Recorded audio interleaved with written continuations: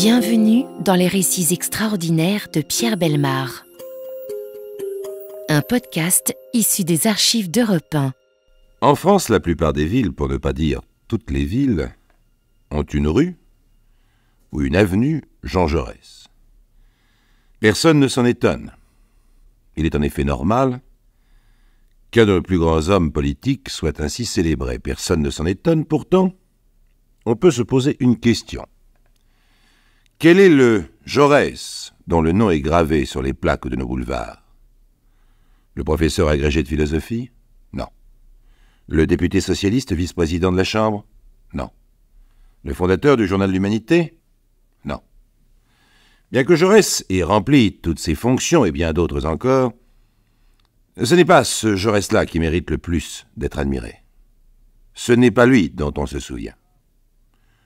Qu'on soit de ses amis ou pas, qu'on partage ou non ses idées, et les ennemis de Jaurès l'estimaient, celui dont on se souvient est l'homme. Le seul homme peut-être qui en 1914 a mis toute son énergie, tout son talent, à essayer d'empêcher le massacre, la guerre. Oui, seul contre tous, Jean Jaurès a eu ce courage, mettant son existence en jeu, car il était conscient du risque qu'il prenait. Il disait « Nous aurons la guerre dans 6 mois.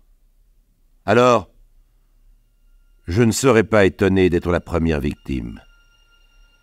Mais celui qui me tuera, je lui pardonne. Les coupables, ce seront ceux qui l'auront armé. »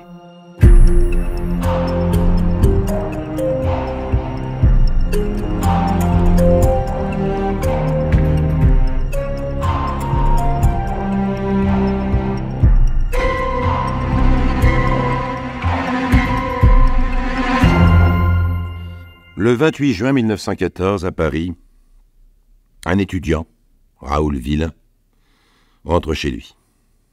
Il habite une chambre dans un petit hôtel meublé rue d'Assas, la chambre numéro 12.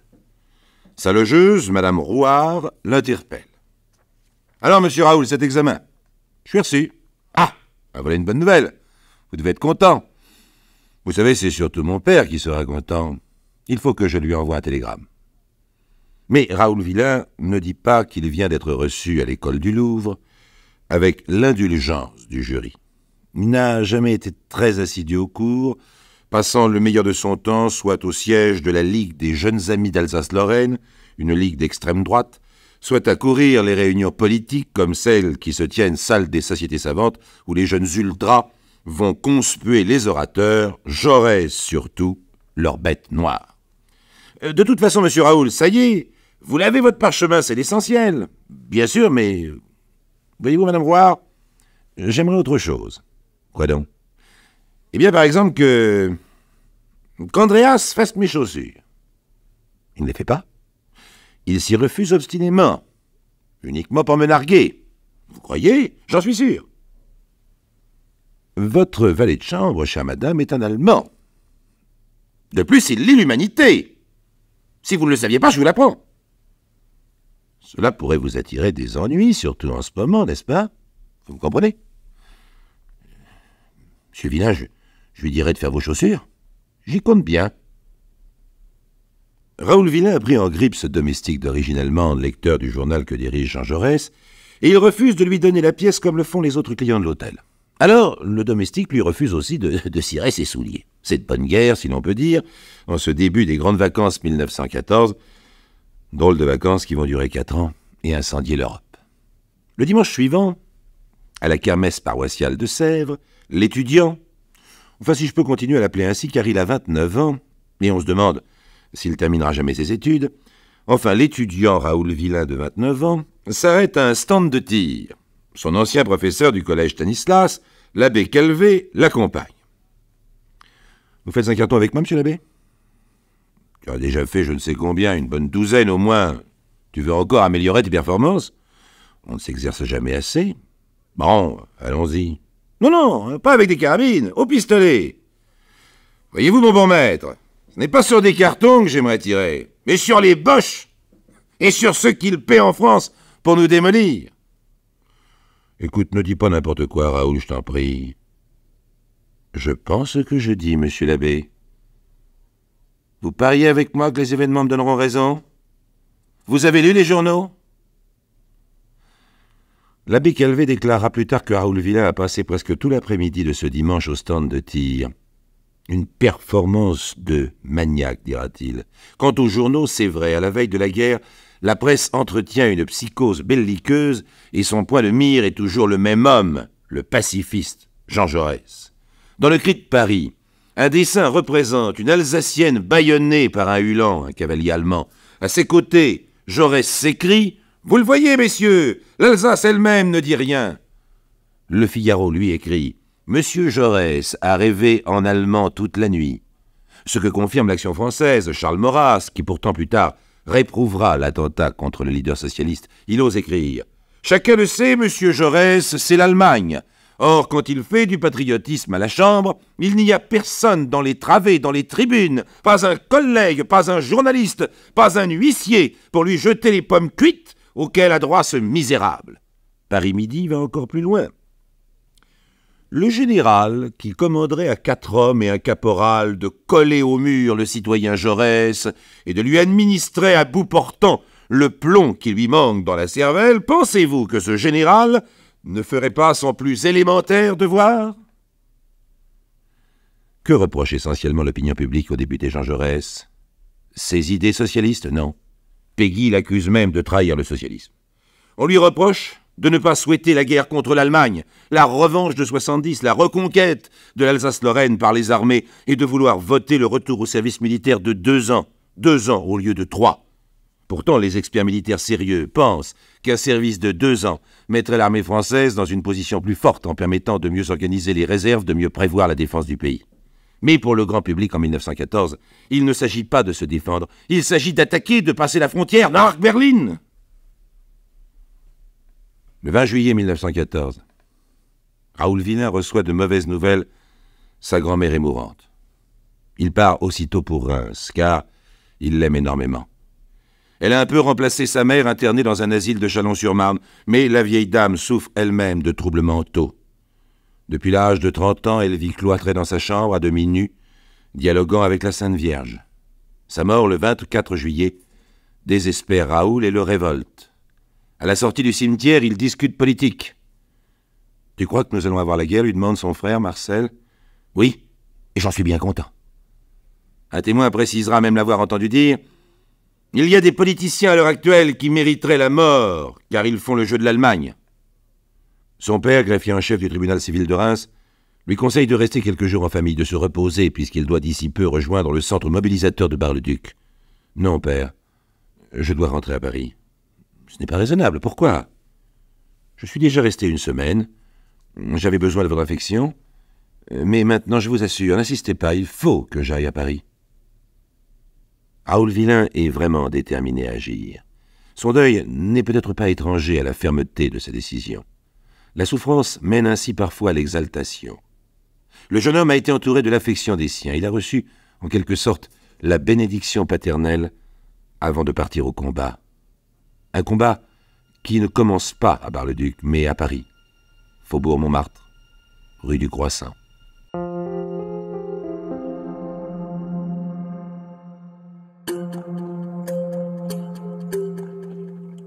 À la fin du mois de juillet 1914, la France se prépare à faire la guerre à l'Allemagne dans l'enthousiasme. Les photographies des réservistes qui rejoignent leur régiment, comme un peu plus tard, après la mobilisation générale, celles des poilus partant pour le front, sont des images de joie, de bonheur. L'armée française a le sourire aux lèvres et la fleur au fusil. Or, n'oublions pas que cette armée est celle de la nation, et que par conséquent, elle reflète l'opinion publique. Oui, la majorité du peuple est favorable à la guerre. Évidemment, cela paraît curieux aujourd'hui. En 1914, c'est naturel. En dépit de quelques manifestations ouvrières contre, la plupart des Français sont pour. Être pacifiste à l'époque, pacifiste militant comme Jean Jaurès, c'est aux yeux des patriotes un crime. Le 29 juillet, dans le train qui le ramène de Reims à Paris, Raoul Villain peut donc lire dans l'Action française, page 3, ces lignes étonnantes. « Nous ne voudrions déterminer personne à l'assassinat politique, mais que M. Jaurès soit pris de tremblement. Arrivé à 20h gare de l'Est, Villain saute dans un autobus en direction de Passy. Il se rend 8 impasse de la Tour, le domicile de Jaurès. Comment le connaît-il? Le dossier ne nous le dit pas. Et personne au procès ne s'en étonnera. Bref, Jean Jaurès est absent. Il assiste à Bruxelles à la réunion du Bureau socialiste international groupant 14 nations. Il essaie d'obtenir des représentants de l'Allemagne et de l'Autriche-Hongrie une démarche auprès de leur gouvernement pour arrêter la guerre, s'il en est encore temps. Raoul Villain, qui espère voir rentrer le député chez lui, attend donc inutilement. Il a dans sa poche un petit revolver prêté par un ami, Bourrière. Le lendemain, le jeudi 30 juillet, il se rend dans la matinée chez un armurier et achète une arme plus importante, un Smith & Wesson de calibre 32. Puis il va chez le dénommé Bourrière afin de lui rendre l'autre revolver le plus petit. Mais Bourrière n'est pas là. Où le jeune homme passe-t-il ensuite l'après-midi? Encore une des lacunes du dossier. Villain descend la rue Montmartre et se dirige vers l'immeuble du journal L'Humanité. À 22h, Jaurès, rentré de Bruxelles, quitte son bureau et, accompagné de quelques amis, va se rafraîchir au café du Croissant. Raoul Villain accroche un passant. « Je vous demande pardon. C'est bien monsieur Jaurès, là-bas, qui vient de traverser la rue et d'entrer au café. »« Ah oui, bien sûr, c'est lui. Vous ne le connaissez pas ?»« Si, mais je le croyais plus âgé. » Villain s'approche du café. Par la fenêtre, il voit le député assis juste en face de lui et qui parle. Cette guerre va réveiller toutes les passions bestiales qui dorment au cœur de l'humanité. Il faut s'attendre à être assassiné au coin des rues. Mais Villain ne l'entend pas. Il regarde fasciné cet homme qui pour lui représente le mal. Celui qui, croit-il, veut empêcher les Français de se battre. Villain a 2 revolvers dans sa poche. Il regarde Jaurès. Mais ne tire pas. Il rentre chez lui. Le lendemain matin, vendredi 31 juillet, le jeune homme reste à son hôtel où il démarque son linge. Il songe donc à s'enfuir. Puis, il va se promener au jardin du Luxembourg, y assister à un concert de musique militaire. Descend le boulevard Saint-Michel, entre à Notre-Dame où il allume un cierge devant une statue de Jeanne d'Arc. Va chez un coiffeur rue de Verneuil où l'un des garçons, tout comme à son hôtel, est allemand. Pourquoi va-t-il justement chez ce coiffeur? Mystère. De retour à 19h dans sa chambre, il reçoit une visite. 3e lacune importante du dossier, on ne saura jamais qui est venu voir Raoul Villain 3 heures avant qu'il ne commette son crime. À 20h, il est au restaurant Pocardi, boulevard des Italiens, où, contrairement à ses habitudes frugales, il s'offre un bon dîner arrosé d'une bouteille de Chianti. À 21h10, il achète 3 journaux. Dans La Liberté, il lit sur la manchette « Mobilisation des troupes de couverture ». Il se dirige directement vers les locaux de l'Humanité et demande à la concierge « Est-ce que M. Jaurès est arrivé ?»« Non, il n'est pas là. Il doit être encore à la Chambre des députés. »« Ah bon, merci.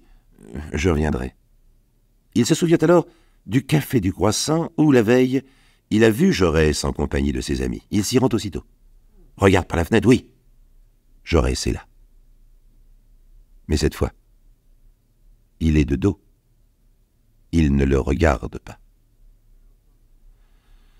Alors, sans hésiter, Raoul Villain sort son revolver et tire. Dans la rue, le meurtrier ne cherche pas à s'enfuir. Un agent l'arrête. La nouvelle de la mort de Jaurès s'est répandue dans la foule qui veut lyncher l'assassin. « Protégez-moi, monsieur l'agent, protégez-moi !»« Pourquoi avez-vous fait ça ?»« Mais pourquoi ?»« Parce qu'il a voté contre la loi de 3 ans !» À l'intérieur du café du Croissant, Jaurès a été étendu sur 2 tables mises bout à bout. Des curieux se bousculent pour l'approcher. Certains, avec des ciseaux, lui coupent des mèches de cheveux. Arrive son fils spirituel, le capitaine Gérard. Il se penche sur le mort, lui embrasse le front. Puis il détache la Légion d'honneur qu'il porte sur son uniforme et l'épingle sur la poitrine de Jaurès. À l'Élysée, le président Poincaré, prévenu par le préfet de police, interrompt le conseil des ministres extraordinaires qu'il préside de nuit en raison de la tension internationale. Après un silence qui n'en finit pas, le premier ministre Viviani rédige un communiqué. Monsieur Jaurès, le grand orateur qui illustre la tribune française, a été lâchement assassiné. Je me découvre personnellement et au nom de mes collègues devant la tombe sitôt ouverte du républicain socialiste qui a lutté pour de si nobles causes et qui, en ces jours difficiles, a, dans l'intérêt de la paix, soutenu de son autorité l'action patriotique du gouvernement. L'assassin est arrêté. Il sera châtié. Il sera châtié. Personne n'en doute ce 31 juillet 1914. Même l'extrême droite. L'action française réprouve hautement l'attentat qui vient d'être commis. C'est plus qu'un crime, c'est une faute grave contre la patrie.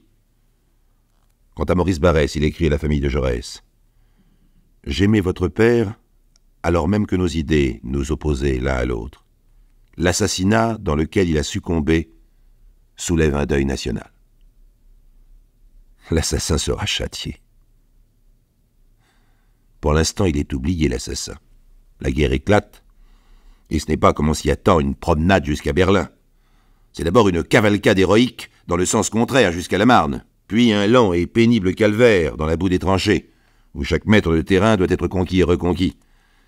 Comme on est loin des rêves de juillet. Raoul Villain, du fond de sa prison, essaie par tous les moyens, il faut le reconnaître, d'être envoyé sur le front. Il écrit au président de la République. « J'ai une préoccupation continue et fixe. Rejoindre mon frère, ceux de mes parents, de mes amis, qui versent leur sang. » Il ne reçoit pas de réponse. Il restera détenu pendant toute la durée de la guerre pour raison d'État. On pourrait dire que cette détention ressemble étrangement à une lettre de cachet. Mais l'extraordinaire de cette affaire n'est pas encore atteint. Raoul Villain comparaît enfin devant les assises le 24 mars 1919. Le procès remet en valeur l'image fausse de Jaurès telle que la presse conventionnelle de 1914 l'avait dessinée. Curieux portrait. Celui que des journalistes appelaient Sir Jaurès après Fachoda ou encore Herr Jaurès après les accords du Congo, Jaurès le Boche. C'est aberrant. La France maintenant est victorieuse. La Chambre est bleu horizon. À Bruxelles, la ville où in extremis Jaurès était venu tenter de sauver la paix quand un officier français entre dans une brasserie, les clients se lèvent pour lui rendre honneur. Aux assises, le jury composé de 12 hommes ne comporte qu'un seul salarié, un employé de commerce. Tous les autres jurés sont des petits bourgeois. Ils appartiennent à ce que nous appelons aujourd'hui la majorité silencieuse. À la fin des débats, Raoul Villain s'écrie « Monsieur le Président, je demande pardon à la victime. » Le président pose les deux questions traditionnelles. L'accusé est-il coupable d'avoir, le 31 juillet 1914, commis un homicide volontaire sur la personne de Jean Jaurès? Réponse du jury. Écoutez bien. Non. Deuxième question. Le dit homicide volontaire a-t-il été commis avec préméditation? Réponse. Évidemment après la première. Non également. Raoul Villain est acquitté. Le public applaudit. Madame Jaurès paiera les frais du procès. Et ce n'est pas tout.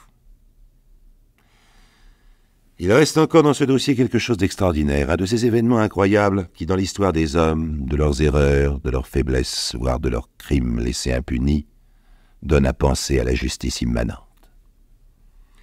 Raoul Villain s'est installé aux Baléares, dans la ravissante île d'Ibiza. Il vit à San Vicente, dans une maison bizarrement décorée avec des colonnes, une tourelle, des trappes, des lucarnes en trompe-l'œil, une sorte de folie d'artiste. Le dimanche 13 septembre 1936, l'Espagne est en pleine guerre civile, l'aviation franquiste bombarde Ibiza. Des soldats républicains patrouillent dans l'île. Un sous-officier entre à l'auberge de San Vicente.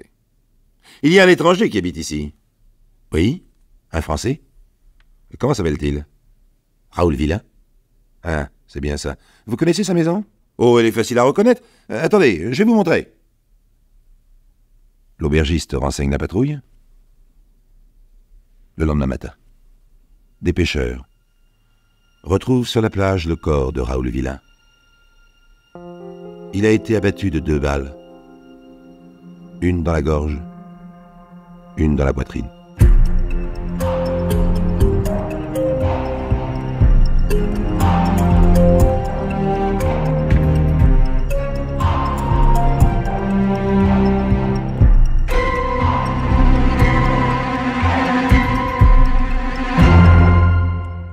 Vous venez d'écouter Les récits extraordinaires de Pierre Bellemare, un podcast issu des archives d'Europe 1 et produit par Europe 1 Studio.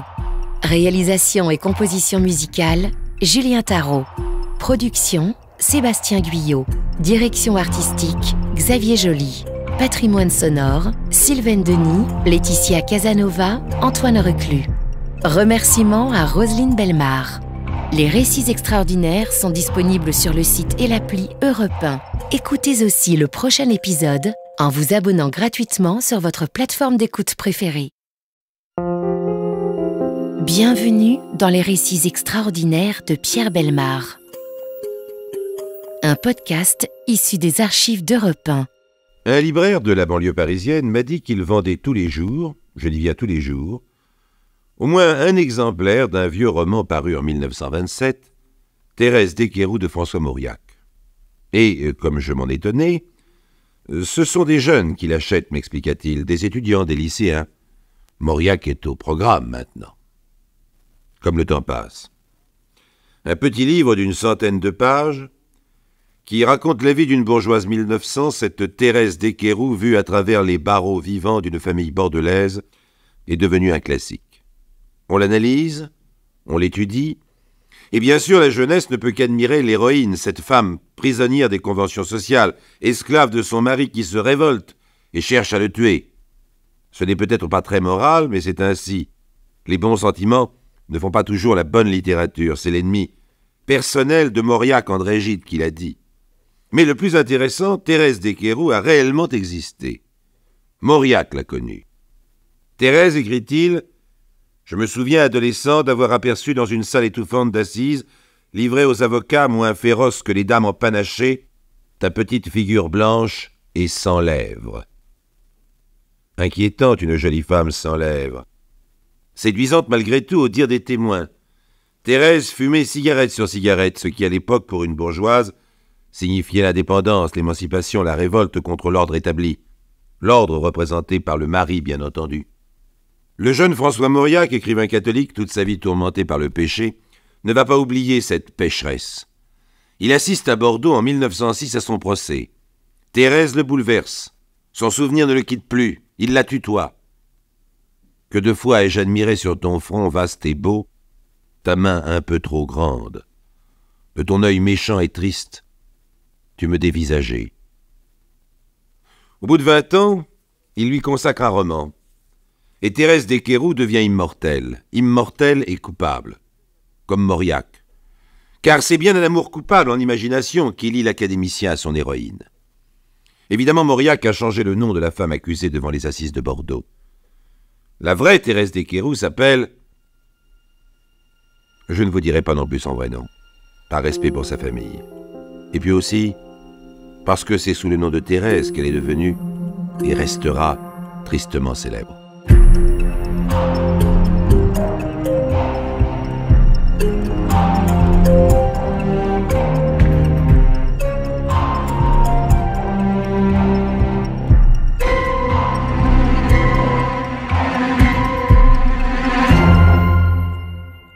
Au début du mois de mai 1905, un médecin sonne à la porte d'un immeuble du quai des Chartrons à Bordeaux chez un courtier en vin. Il est accueilli par une vieille dame. « Ah, c'est vous, docteur, enfin. Je vous attendais avec impatience. Mon fils n'a pas fermé l'œil de la nuit. Il souffre le martyre. Je suis venu dès que j'ai pu, madame, avec cette épidémie de grippe. Vous pensez que c'est la grippe? Je n'en sais rien, madame. C'est possible, d'après ce que vous m'avez dit au téléphone. Nous allons voir ça. » Le médecin examine le malade.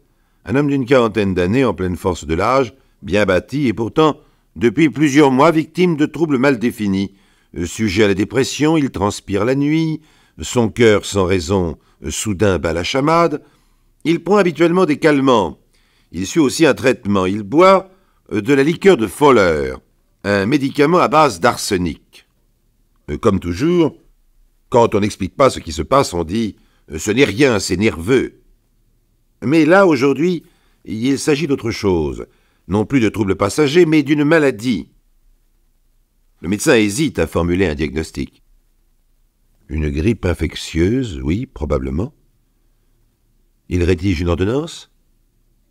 Nous allons toujours essayer ça, je repasserai demain. Autour du lit se trouve la vieille dame, la mère du malade, qui vit chez son fils depuis qu'elle est veuve, et la belle Thérèse, l'épouse. C'est elle qui reconduit le médecin. Vous croyez qu'il y a lieu de s'inquiéter? Non, madame. Si votre mari allait plus mal, vous m'appelez. Remarquez, ce n'est pas moi qui m'inquiète, c'est mon mari, justement. Il pense sans cesse à la mort, et il pleure. Eh bien, rassurez-le. C'est ce que je fais, hein. Enfin, je m'y efforce. Car, voyez-vous, docteur, ne trouvez-vous pas que la vie que nous menons ici, enfin, je veux dire, la vie des gens de notre monde, ressemble déjà terriblement à la mort? L'état du malade empire très vite. Des spasmes l'agitent. Il vomit un liquide verdâtre. Il prétend que ses jambes sont paralysées. On rappelle le médecin. Celui-ci, de plus en plus perplexe, demande une consultation. Plusieurs de ses confrères, des sommités médicales, arrivent, examinent le courtier en vin, un homme fort connu à Bordeaux qui appartient, comme on dit, à l'aristocratie du bouchon. Les médecins discutent entre eux. Le pouls est rapide, la température ne monte pas. Pour moi, c'est un empoisonnement. Enfin, jamais de la vie, il n'a pris aucun produit toxique. Je ne vois pourtant que le poison. Il n'y a pas d'autre explication. Les docteurs tombent d'accord, au moins sur un point. Il faut transporter d'urgence le malade dans une clinique, procéder à des analyses. Curieusement, à peine le courtier est-il séparé de sa famille, sans que des soins exceptionnels lui soient prodigués, uniquement parce qu'il est hospitalisé, il se sent mieux. Son pouls bat à un rythme régulier, son visage qui était livide reprend des couleurs. Oui, c'est vraiment curieux, dit le médecin-chef à l'infirmière. Vous êtes sûr qu'on n'a rien trouvé au labo? Rien d'anormal, monsieur. Il faut refaire des analyses. Mais lesquelles? Toutes? Et puis tenez, pendant que vous y êtes, coupez-lui une mèche de cheveux et quelques poils de barbe. Vous me direz quelle est la proportion d'arsenic qu'on y trouvera. D'arsenic? Il prend de la liqueur de Fowler, avec de l'arsenic dedans. Donc, il y en aura de l'arsenic, obligatoirement. Dans les cheveux et la barbe? Mais bien sûr. Et là, au moins, on verra tout de suite en quelle quantité, vous me suivez? Non, monsieur, ça n'a pas d'importance. Faites ce que je vous dis. Le médecin-chef a une bonne idée. Les résultats sont formels. Proportion d'arsenic inexplicable, hors de rapport avec les doses prescrites dans le traitement à la liqueur de Fowler. 25 mg au kilo dans les cheveux, 40 dans la barbe. Le pharmacien du quai des Chartrons, où habite le courtier, est discrètement interrogé. Oui, il a fourni à un domestique envoyé par Thérèse, quelques jours avant l'aggravation de la maladie de son mari, 3 flacons de liqueur de Fowler et d'autres médicaments. Avec une ordonnance, s'il vous plaît? Oui, bien sûr, ça va de soi. Le médecin de famille est interrogé à son tour. Moi? Je n'ai pas délivré d'ordonnance à ce moment-là. Vous en êtes certain? Mais absolument. Vous n'avez pas vu mon malade depuis au moins 6 semaines. Alors, qui a fourni cette ordonnance? C'est simple, il n'y a qu'à le demander à Thérèse. Celle-ci ne fait d'ailleurs aucune difficulté pour donner une explication. C'est un médecin des Landes, voyez vous-même. L'ordonnance prescrit en effet non seulement de la liqueur de Fowler, mais d'autres produits toxiques. Oui, précise Thérèse, j'ai eu l'occasion de rencontrer un chimiste qui en avait besoin pour des expériences, mais comme il devait de l'argent à plusieurs pharmaciens de Bordeaux, il m'a demandé si je pouvais lui procurer ces produits-là. Comment s'appelle-t-il? Le chimiste? Cela ne vous regarde pas. Bizarre. Un chimiste anonyme? Et pourquoi, parmi les produits dont il a besoin, y a-t-il aussi de la liqueur de Fowler, le médicament que prend régulièrement le courtier en vin? Pourquoi, enfin, l'ordonnance est-elle rédigée par un médecin des Landes? Celui-ci est joint par le médecin de famille et déclare sans hésiter « Mais je n'ai jamais délivré d'ordonnance de cette nature. On a abusé de ma signature. L'ordonnance dont vous me parlez ne peut être qu'un faux. Je porte plainte. » Voilà donc Thérèse accusée de faux et usage de faux. Et, bien entendu, suspectée d'avoir voulu empoisonner son mari. Comment va-t-elle se défendre? Comment va réagir son entourage, son mari, sa belle-mère?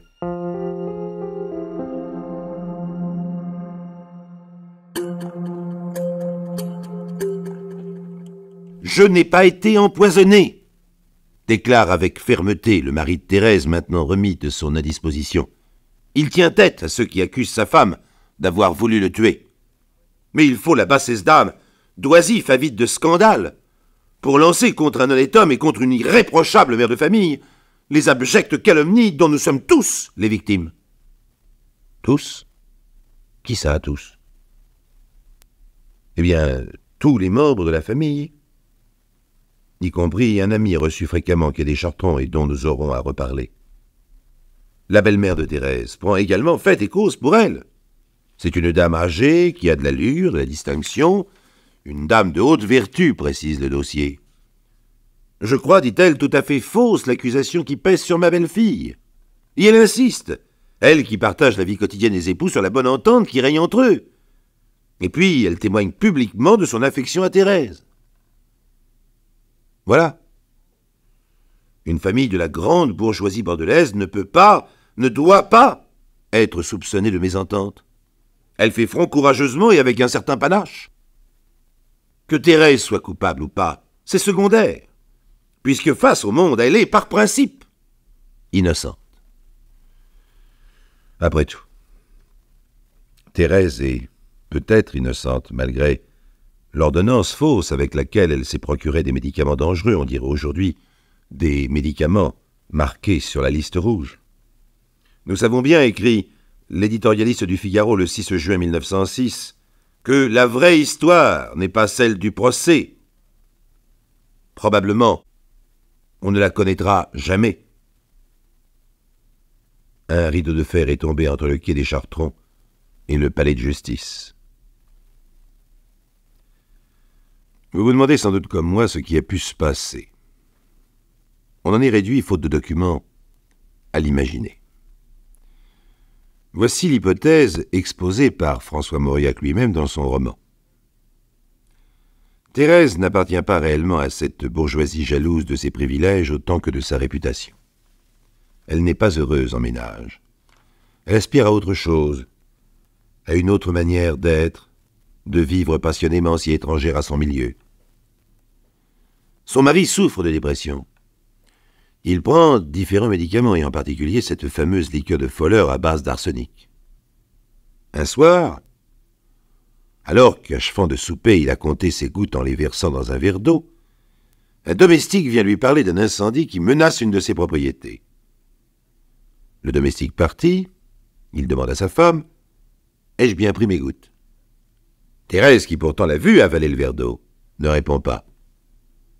Son mari se sert alors une seconde dose. Et il sera malade toute la nuit.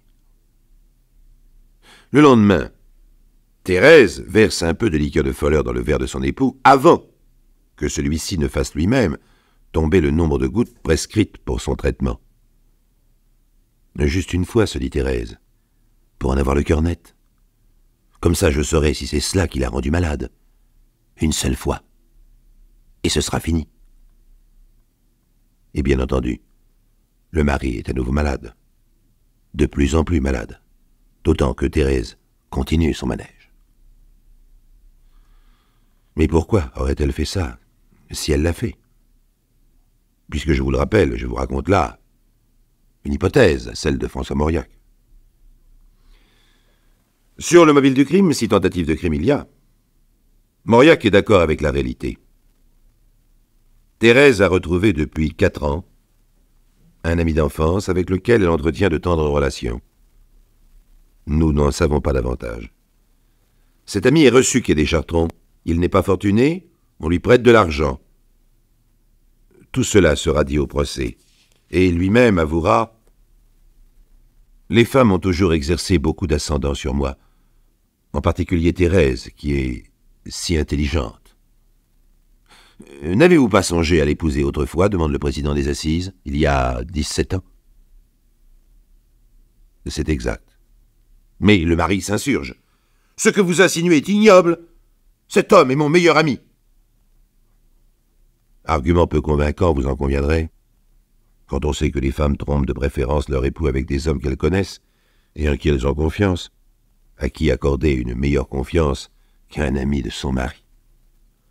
Au procès qui commence le 25 mai 1906, Thérèse est sauvée par les témoignages de sa famille. Elle est irréprochable. Tout le monde vient l'affirmer à la barre. Et pourtant, non seulement la fameuse ordonnance qui a permis à Thérèse de se procurer plus de liqueur de Foller qu'il n'était nécessaire est un faux, mais encore, les experts déclarent que c'est Thérèse elle-même qui l'a rédigée de sa propre main. Le chimiste qui, soi-disant, avait besoin de produits toxiques, où est-il? Thérèse a donné son signalement, fourni des lettres de lui. Des lettres de lui? Lettres fausses, aussi fausses que l'ordonnance est écrite de la même main, disent encore les graphologues. Ce chimiste a dû se désintégrer lui-même au cours d'une de ses étonnantes expériences. Le jury délibère pendant 1h30, et Thérèse est acquittée du chef d'empoisonnement, mais condamnée tout de même à 15 mois de prison et 100 francs d'amende pour faux et usage de faux. La justice a parlé, mais le clan, la famille avec un grand F, après avoir obtenu satisfaction aux yeux du monde, ne va-t-elle pas vouloir régler elle-même ses comptes à huis clos? Mauriac imagine une scène où Thérèse, libérée, se jette aux pieds de son mari. « Laissez-moi disparaître, je vous en supplie. »« Quoi ?» répond celui-ci. « Vous osez avoir un avis? Émettre un vœu? Vous n'avez qu'à écouter, qu'à recevoir mes ordres. » Thérèse, pour éviter le candidaton, doit apparaître à la messe en famille, assister à des réunions mondaines, et le reste du temps, vivre cloîtrée. Ses 2 enfants sont envoyés en Angleterre pour y continuer leurs études. Les années passent, et les obligations de se montrer à Bordeaux, la tête haute, n'ont plus le même intérêt. Thérèse va vivre sous un nom d'emprunt à Paris, noyée dans la foule de la capitale. Une chose tracasse son mari. Il voudrait arriver à comprendre ce qui s'est passé. Il n'est pas très intelligent, et les états d'âme de Thérèse, il ne les comprend pas. Ce sont pour lui des enfantillages, et pour un enfantillage, n'est-ce pas, on ne songe pas à tuer. Selon Mauriac, le mari a cru que sa femme voulait s'approprier sa fortune. C'était bien mal connaître sa Thérèse. Celle-ci mourra en 1952, la veille de la Toussaint, dans une maison de campagne du Bordelais, où elle a tout de même été autorisée à venir finir ses jours. A-t-elle emporté son secret dans l'au-delà, cette femme mystérieuse qui aujourd'hui encore séduit tant de lecteurs? Mauriac imagine qu'à l'époque où elle habitait Paris, son mari, venu lui rendre visite, se trouvait avec elle à la terrasse d'un café et, une fois de plus, essayait de la faire parler. Quand a-t-elle songé à se débarrasser de lui? Comment son projet a-t-il pris forme? Pourquoi surtout? Et que voulait-elle? Ce que je voulais, finit par avouer Thérèse. Sans doute serait-il plus aisé de vous dire ce que je ne voulais pas. Ce jour-là, Thérèse avait un peu bu et beaucoup fumé. Son mari parti, elle se mit à errer dans la rue. Et François Mauriac conclut. Au moins sur ce trottoir où je t'abandonne, j'ai l'espérance que tu n'es pas seul.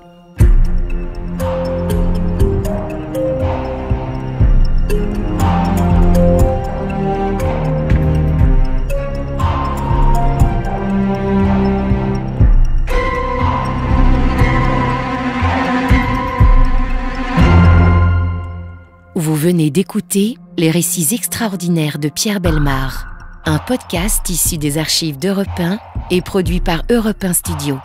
Réalisation et composition musicale, Julien Tarot. Production, Sébastien Guyot. Direction artistique, Xavier Joly. Patrimoine sonore, Sylvaine Denis, Laetitia Casanova, Antoine Reclus. Remerciements à Roselyne Bellemare. Les récits extraordinaires sont disponibles sur le site et l'appli Europe 1. Écoutez aussi le prochain épisode en vous abonnant gratuitement sur votre plateforme d'écoute préférée. Bienvenue dans les récits extraordinaires de Pierre Bellemare. Un podcast issu des archives d'Europe 1. On se plaint souvent que les policiers tirent trop vite Et l'on en fait des débats et des controverses à n'en plus finir. Or, si l'on veut bien regarder les choses en face, c'est un faux problème. Un homme armé tire toujours trop vite. Le vrai problème, ce n'est pas la manière dont il se sert de son arme, mais le fait qu'il en est une. Qu'on vous prenne, vous, n'importe qui, le premier qui passe, qu'on vous donne quelque chose à garder, n'importe quoi, et que pour cela on vous donne un revolver. Si on attaque ensuite la chose que vous défendez, il y a gros à parier que vous vous servirez de ce revolver. Ah, bien sûr. Si les gangsters n'avaient pas d'armes, s'ils se battaient à main nue, à la loyale, si j'ose dire, il n'y aurait plus de question. En France, la police est armée et il arrive qu'on lui reproche ses bavures. En Angleterre, la police se contente de bâtons et il arrive qu'on lui reproche aussi ses bavures. Alors écoutez bien, ce dossier, il date de 1911, mais il est toujours d'actualité. Il pourrait se passer aujourd'hui, de la même façon, ou presque. Écoutez-le bien, et imaginez à tout moment ce qui se serait passé si l'affaire s'était déroulée en France, car le parallèle est intéressant. Le 3 janvier 1911, la presse anglaise en rendait compte sous le titre grandiose de « La bataille de Londres ». Et ce titre n'avait rien d'exagéré. Oui, le 3 janvier 1911, à Londres, c'est le jour où l'on fit sortir Winston Churchill de son bain.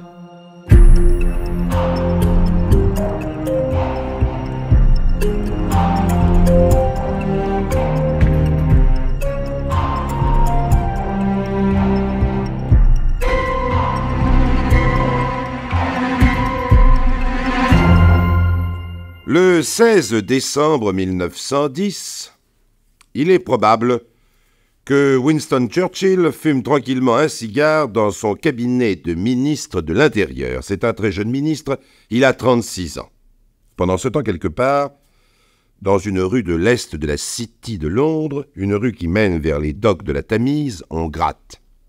Plus précisément, M. Eisenstein, commerçant, propriétaire d'un magasin de mode, est persuadé qu'on gratte derrière son mur. Quand il ferme boutique, on gratte toujours. Quand il monte se coucher au premier étage du bâtiment, on gratte encore. On gratte tant et si bien qu'à 22h30, M. Eisenstein n'endort pas. Il n'endort plus depuis 3 jours d'ailleurs, car il y a 3 jours que l'on gratte sans relâche derrière le mur de la maison. La police prévenue a perquisitionné son résultat, a tendu l'oreille, mais comme par hasard, on ne grattait plus à ce moment-là. Tout juste, si elle n'avait pas pris M. Eisenstein pour un dénonciateur de fantômes. Dans un bâtiment pareil, rien d'étonnant à cela, un véritable labyrinthe de couloirs sombres, de cours intérieures, de caves, se rejoignant mystérieusement. Cette fois-ci, M. Eisenstein s'habille dans le noir, sort de chez lui à pas de loup, fonce au commissariat et déclare « Non seulement on gratte, mais on donne des coups ». Un sergent et 5 constables l'accompagnent.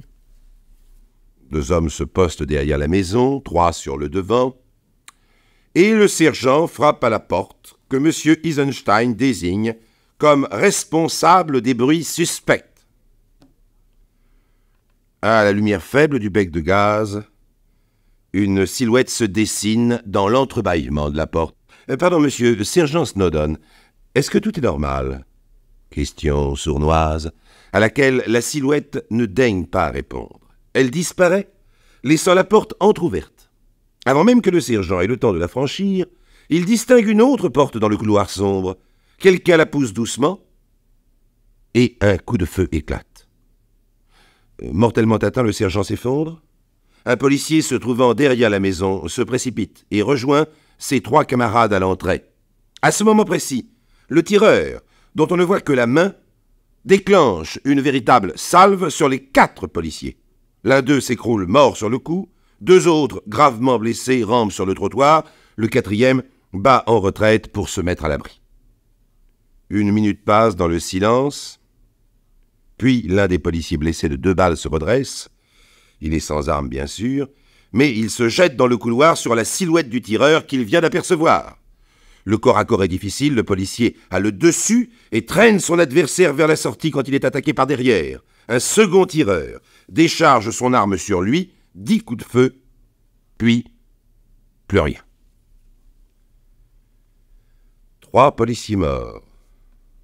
Un blessé grave. Le 5e se perd dans le dédale des rues étroites du quartier à la poursuite de 2 ombres qui lui échappent. Le tout n'a pas duré plus de 5 minutes.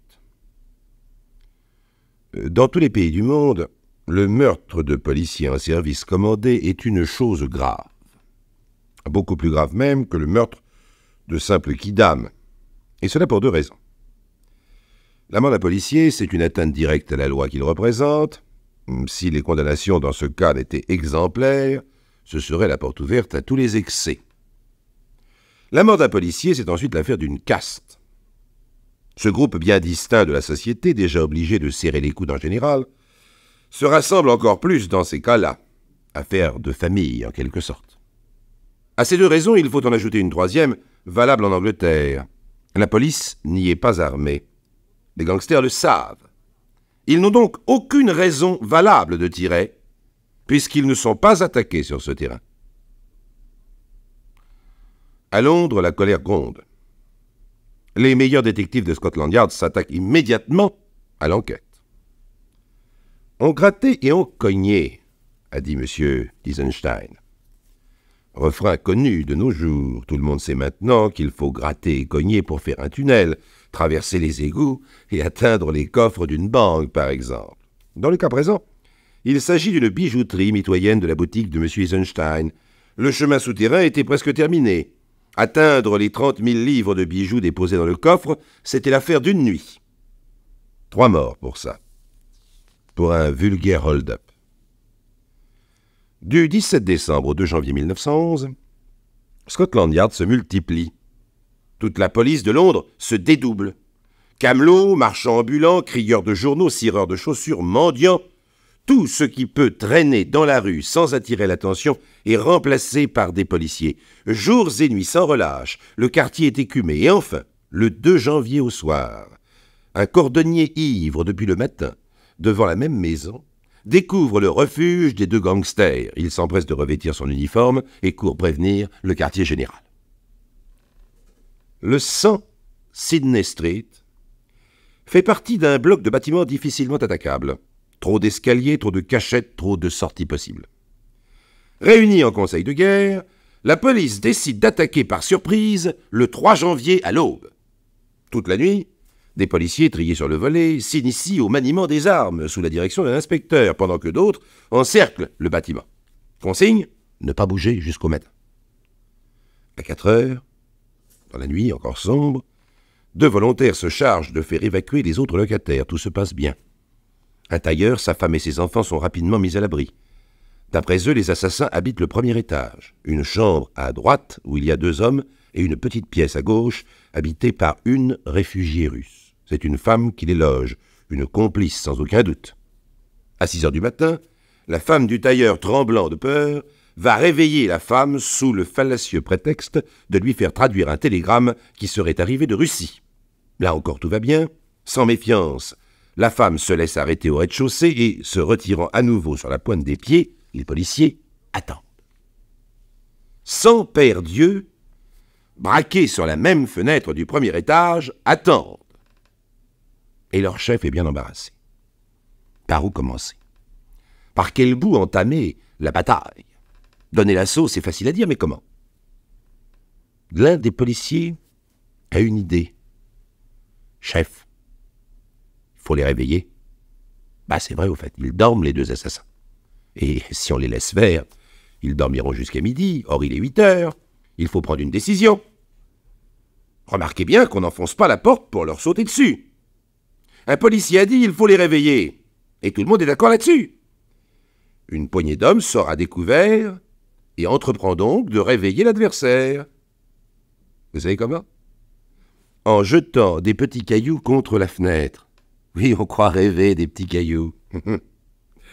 Ainsi commence la célèbre bataille de Londres, le dossier le plus extraordinaire de la police anglaise, par une poignée de petits cailloux dont le bruit va faire sortir Winston Churchill de son bain.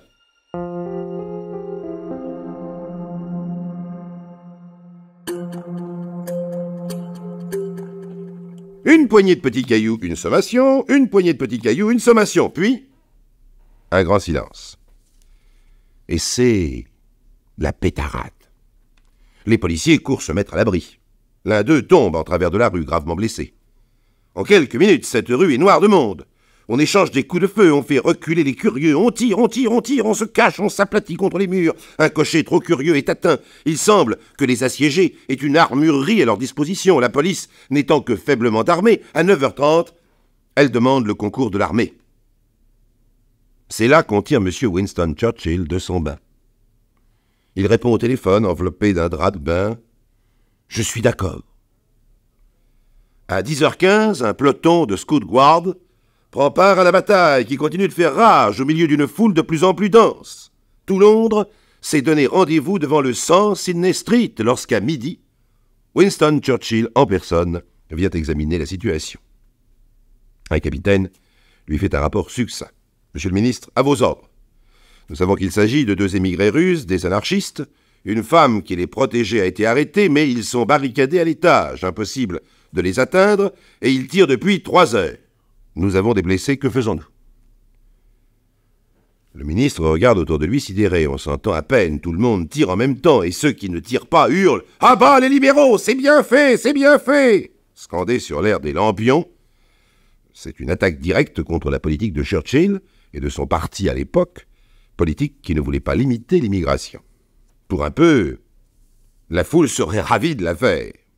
Dans ses mémoires, beaucoup plus tard, Churchill, en relatant l'événement, écrit « Il y avait des tireurs jusque sur le toit du café Le Gai Soleil.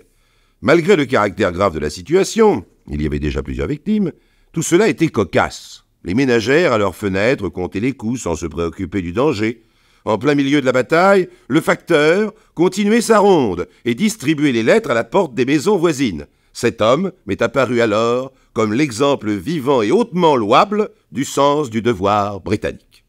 Mais pour l'instant, on attend ses ordres. En tant que ministre de l'Intérieur, Churchill aurait volontiers donné des ordres, mais de loin dans son fauteuil. Mais là, en pleine bagarre sur le terrain, il lui est difficile de commander à l'armée et à la police. Chaque groupe a un chef qui doit décider des opérations. Il est d'autre part impossible de remonter dans sa voiture et d'abandonner cette pagaille insensée.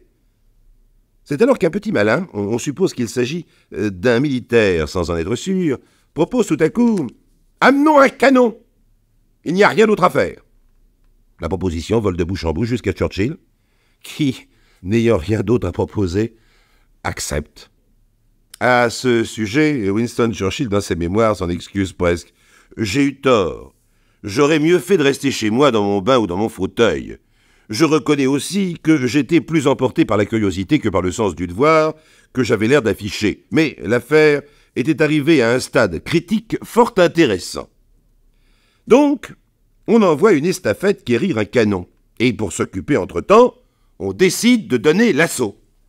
Accroupi par terre, l'armée et la police discutent de la stratégie adoptée. Churchill écoute assis sur un tonneau de bière.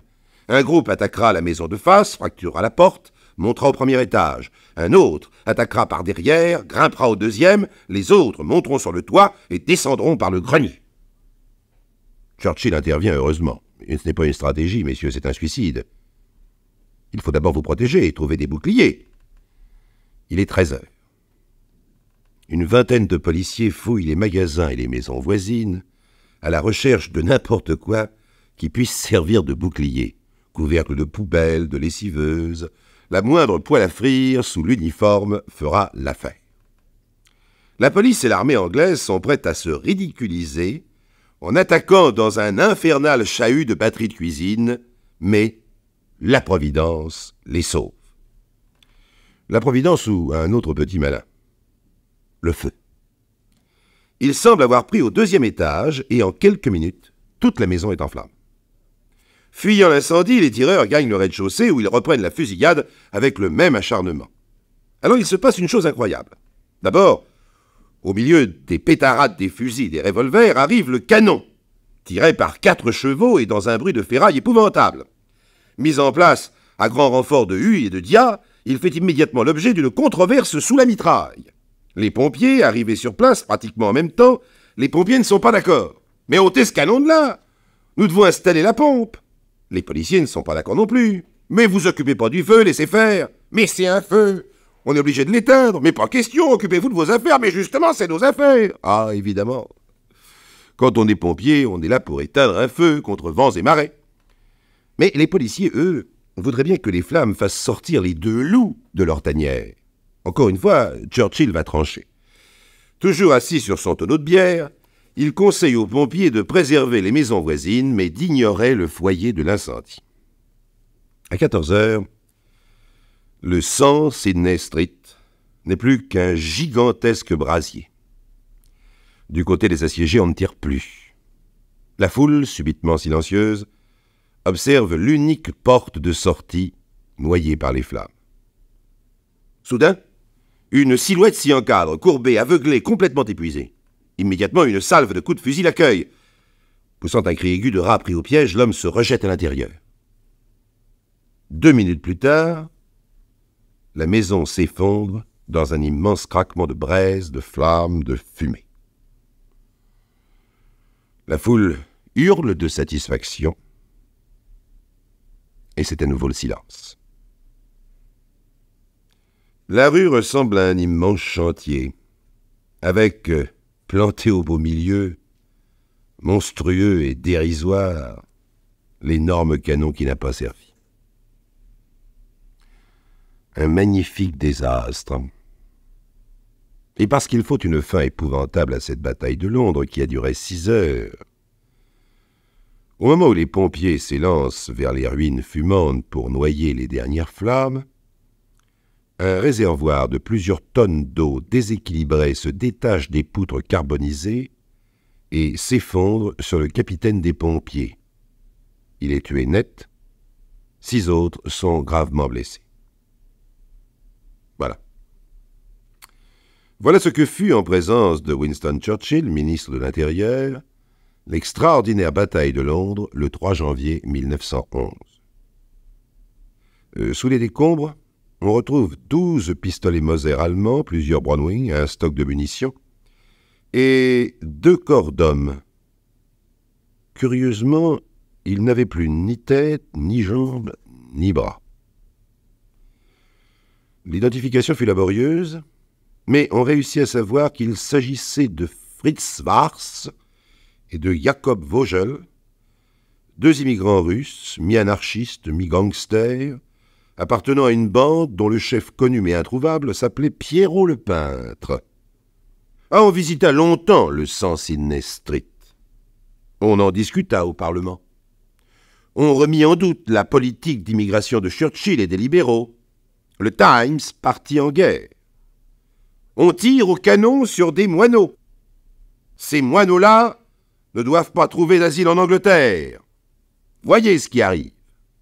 Mais on félicita la police, et le public passa plusieurs mois à dénoncer à tout venant le moindre individu suspect de ne pas être anglais à tête d'anarchiste, si tant est qu'il y en ait une. Quant à Churchill, qui à l'époque, je vous le rappelle, n'avait que 36 ans, il conclut dans ses mémoires par une phrase devenue célèbre, mais pas par lui. « Si j'avais su, je serais pas venu. »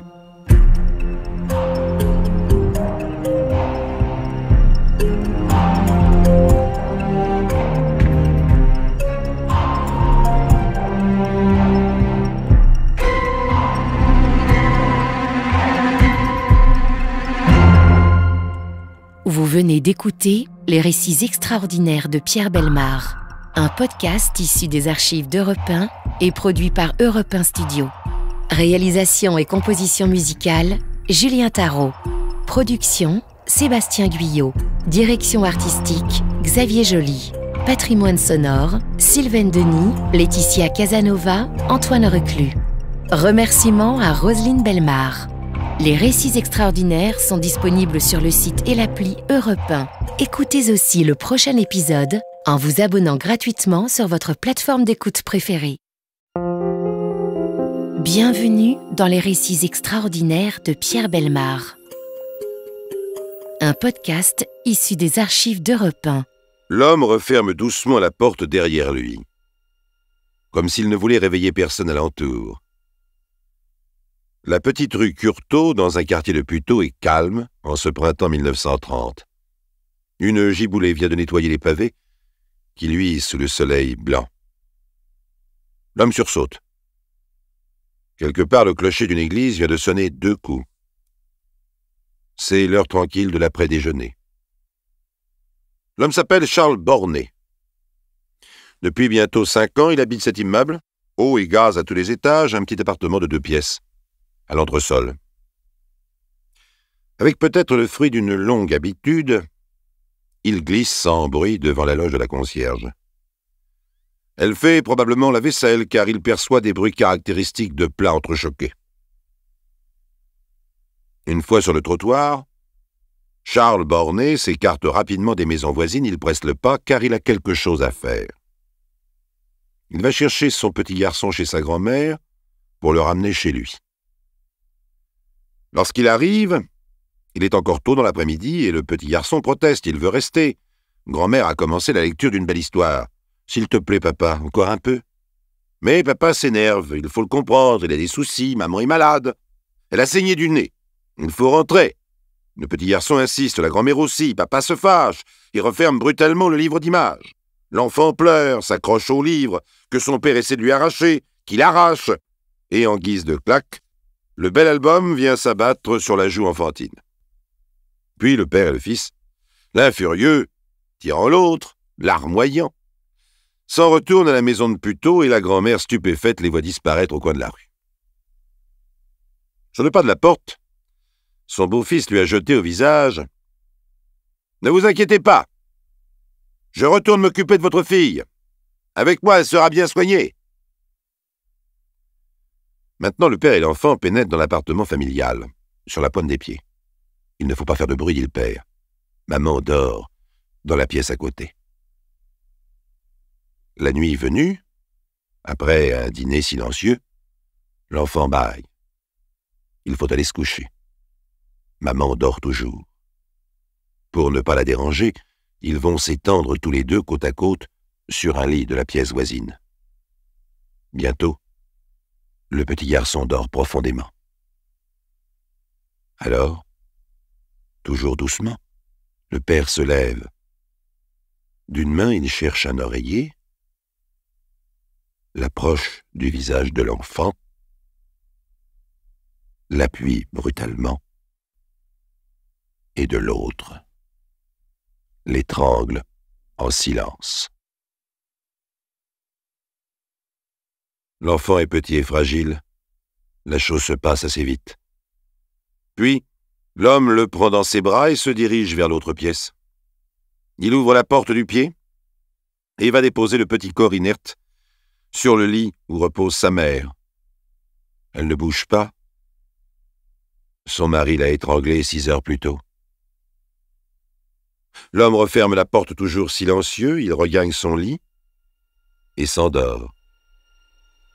Et c'est pour ce calme, cette indifférence hors du commun, que Charles Bornet fait aujourd'hui partie des dossiers extraordinaires de la police.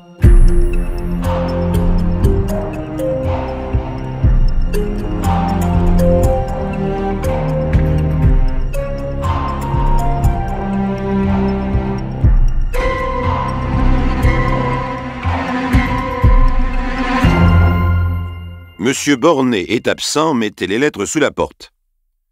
Le petit écriteau se balance gaiement à la porte du logement des Bornet. Les persiennes sont closes, la silhouette de Charles Bornet longe le trottoir au rythme d'un pas tranquille. Il est 9 heures du matin, c'est le premier lendemain de son crime. Il pénètre dans un petit café, s'accoude au bar, demande un crème. Observons-le une seconde dans la glace. Petit, la cinquantaine, une tête ronde, le teint pâle, petite moustache grise, petite bouche grise, des yeux noirs enfoncés dans les orbites. Il n'a pas l'air fatigué, il ressemble à un voyageur de commerce un peu sournois, un peu menteur, prêt à vous vendre des cravates oreillonnes pour de la soie. Charles Bornet avale son café crème et sort. Pour un homme qui vient de tuer sa femme et son fils, il n'a pas l'air pressé. Peut-être hésite-t-il à se rendre au policier. Le commissariat de Puteaux n'est pas loin. Non, il ne prend pas la bonne rue. Charles Bornet a autre chose à faire. D'ailleurs, il porte une petite valise de mauvais carton bouilli. Il stoppe devant le panneau d'arrêt de l'autobus pour Versailles. À quoi peut-il bien penser en cette minute? Probablement à l'argent. L'argent a toujours été sa principale préoccupation. Bien qu'il ne se soit jamais donné beaucoup de mal pour en gagner. Ses parents étaient porcelainiers à Vierzon. Misère médiocre. Comme il n'aime ni la porcelaine ni Vierzon, il s'engage dans l'infanterie coloniale et fait 15 ans de service à Tahiti. La guerre, il l'a faite en rejoignant les bureaux de la coopérative militaire. Son séjour à l'étranger ne l'a pas débarrassé de son accent paysan. Rentré à Paris, il fait tous les métiers, ou presque, sans forcer. Il y a la pension militaire qui permet de survivre. 4 000 francs. De 1920 à 1930, 10 ans d'activité. Bornet travaille chez Renault, à la Maison de Blanche, chez Citroën, au Journal Le Matin, aux Fonderies, chez De Dion et même chez le Maharaja de Kapurthala. Il est ouvrier médiocre, gardien de nuit inefficace, et on le renvoie chaque fois à la première occasion. Par contre, Charles Bornet est un menteur.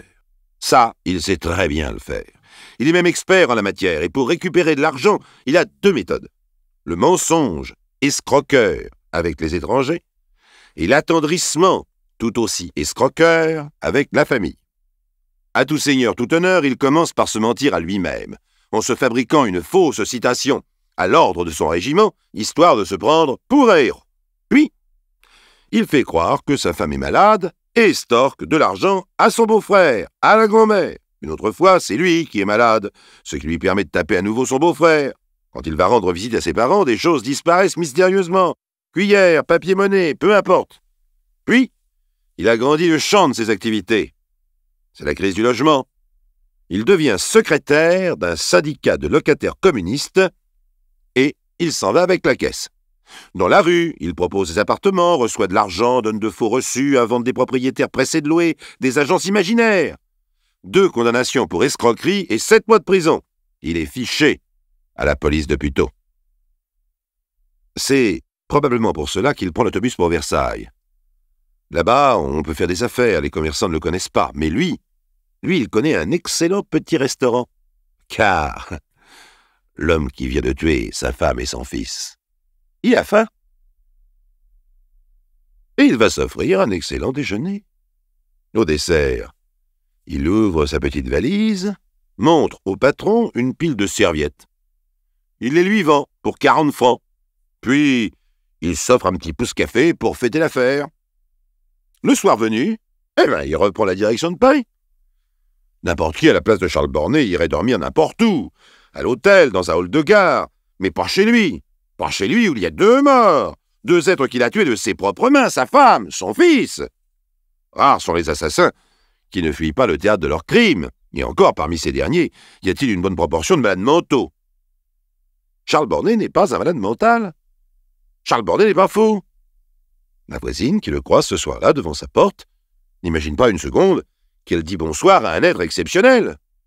Il a l'air du mari qui rentre un peu tard chez lui, fatigué d'une journée active et laborieuse, d'un locataire sans couleur, d'un homme comme ils sont des milliers, des centaines de milliers en France. Et pourtant, avec une désinvolture et une indifférence effarantes, alors que j'insiste sur ce point, il n'est ni inconscient, ni malade, ni irresponsable, ni contraint et forcé, ni rien, sinon lui-même. Charles Bornet rentre tranquillement se coucher dans la pièce voisine de celle où sont morts depuis 20 heures au moins sa femme et son fils. Durant toute cette journée, d'ailleurs, il n'est apparu à quiconque que Charles Bornet avait un problème. Il n'a pas de problème. Il a vaqué à ses occupations, mangé, bu, fumé, parlé en toute quiétude. Et ce soir-là, il n'est qu'un homme qui rentre chez lui se coucher, sans plus. Mais si nous ne comprenons pas ce qui se passe dans la tête de cet homme après son crime, peut-être pourrions-nous mieux comprendre en nous penchant sur ce qui s'est passé avant le crime. S'il n'a pas peur, s'il ne se cache pas, s'il agit comme un fou alors qu'il ne l'est pas? Peut-être y a-t-il, espérons-le, une explication.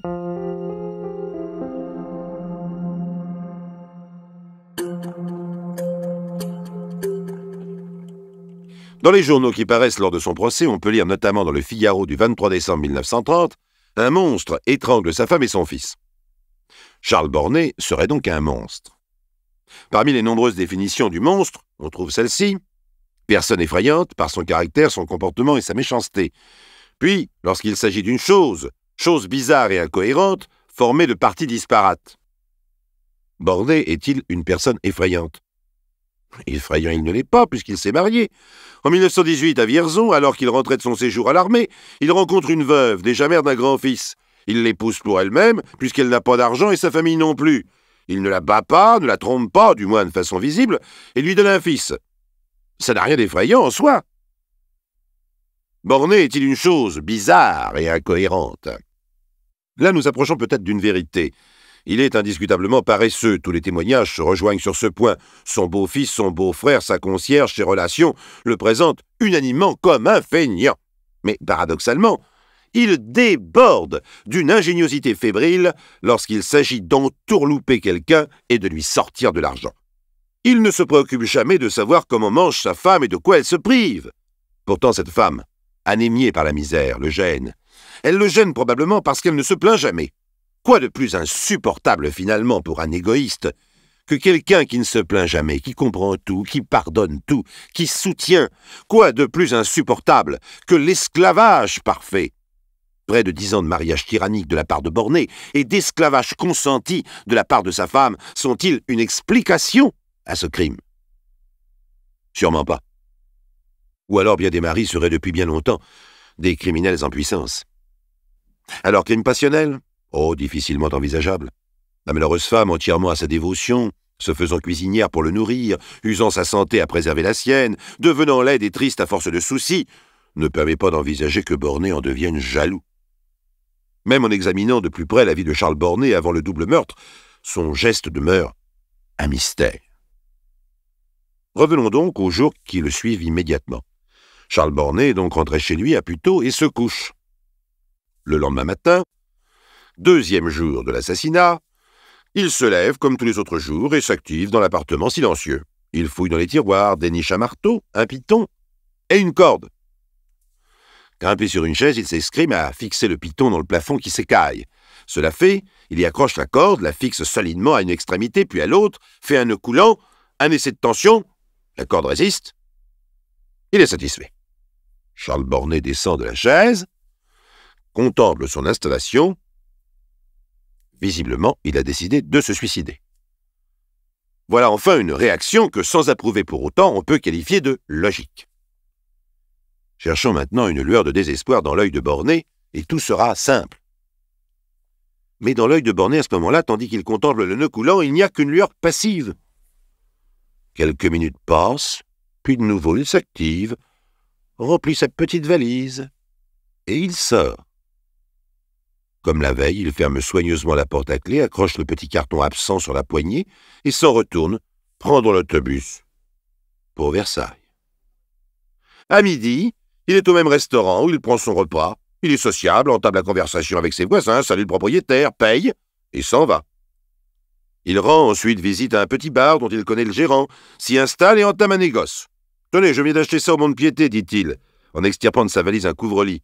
Je le vends à bon prix. » Et il le vend.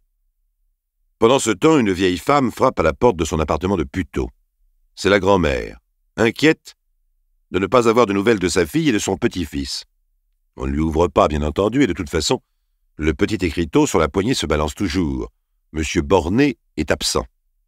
La concierge ne sait rien. Les voisines guère plus. Madame Bornet est peut-être souffrante. Son mari parlait de l'envoyer à la campagne il y a quelques jours. Déçue, la grand-mère s'éloigne, vaguement inquiète. Il y a peu de temps, sa fille lui avait parlé de divorce possible. Obligée d'abandonner son travail de cuisinière, lasse peut-être de supporter un mari oisif et exigeant, elle y pensait sérieusement. C'est à ce moment précis, au milieu de cette dernière journée de liberté curieuse, que Charles Bornet va se conduire de façon plus étrange encore que précédemment. Installé à la terrasse d'un café, Il les fréquente beaucoup à Versailles.